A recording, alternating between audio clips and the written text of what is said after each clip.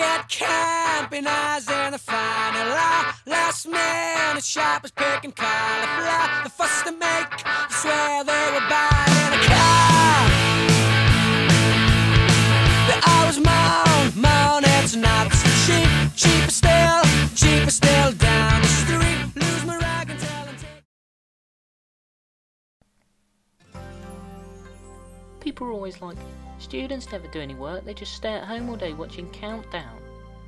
Stuff like that is what really pisses me off. I mean, I hate Countdown. It just hasn't been the same since they got rid of Richard Whiteley. My name's Neil, by the way, and I'm in my final year doing History of Art at university up in Lincoln. It's called Bishop Grosseteste College, but it's definitely a proper university. My career as teacher at school was a bit doubtful that I should go all the way up to Lincoln to a second-rate college to study a course exactly the same as the one at my local uni. But I simply said to him, it's called Bishop Grosseteste College. How is that not funny? He kind of gave up on me after that. I think we both knew that I've made the right decision. Before I came here, a lot of people asked me why I wanted to do History of Art, and my answer was always the same. Because art is a fundamental ingredient in the rich tapestry of existence, and its historical background is an integral cornerstone of the otherwise desolate world that surrounds us. Yeah, just kidding. I'm only doing it because I have to go to like one lecture a week. Well, I was supposed to go to about 6, but what the hell, I'm at university now. And my lack of lectures means it gives me a hell of a lot of free time to do the more important stuff. Like, watch telly, play computer games and stuff. Us students are always getting slated for one reason or another, especially in the media.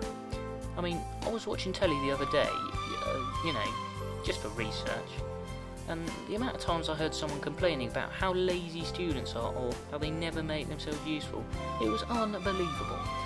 I made a point of sitting there and watching 12 solid hours of ITV, and they must have badmouthed students at least 20 times.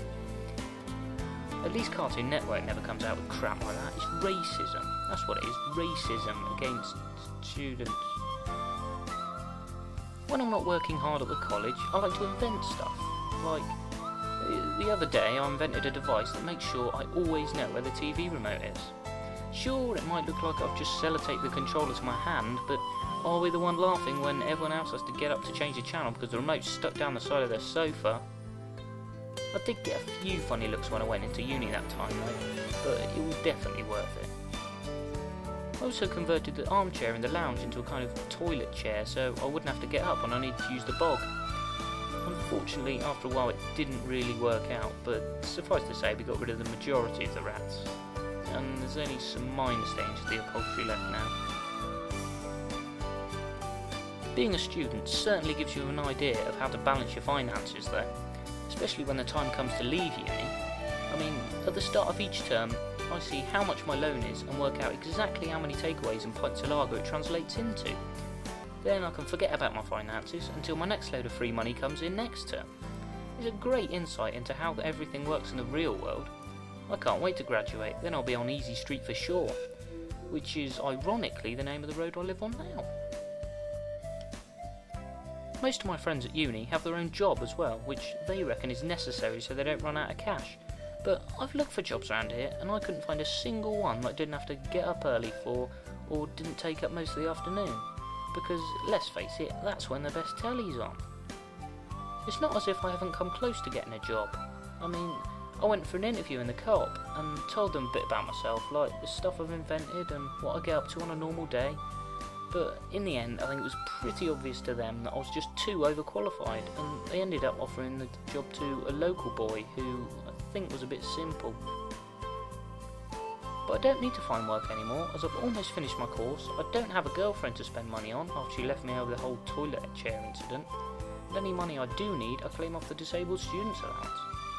Although I'm not technically disabled, I am quite lazy, so I think that justifies my £50 a week allowance. Just don't tell the DSA. One more tip for any skint students out there: convince all your housemates to remove their bedroom door. That way, it doesn't matter how many TVs you've got in the house, you only have to pay for one licence because technically they're all in the same room. Be careful if you get involved in a house fire though, as you'll most likely die a hideous and painful death, as the fire is allowed to spread freely through your home. But look on the bright side, at least you'll be saving money.